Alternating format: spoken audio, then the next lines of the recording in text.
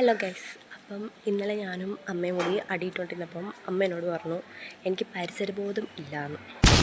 അപ്പോൾ ഞാൻ ചോദിച്ചു അതെന്താ അങ്ങനെ പറയാം. അപ്പോൾ അമ്മ പറഞ്ഞു ഇവിടെ ഒരു പ്ലാവുണ്ട്, അതിൽ ആദ്യത്തെ ചക്ക പിടിച്ചു, നീ ആ ചക്ക കണ്ടോ. ഞാൻ ആക്ച്വലി ഇതുവരെ ആ ചക്കയും കണ്ടിട്ടില്ല, പ്ലാവും കണ്ടിട്ടില്ല.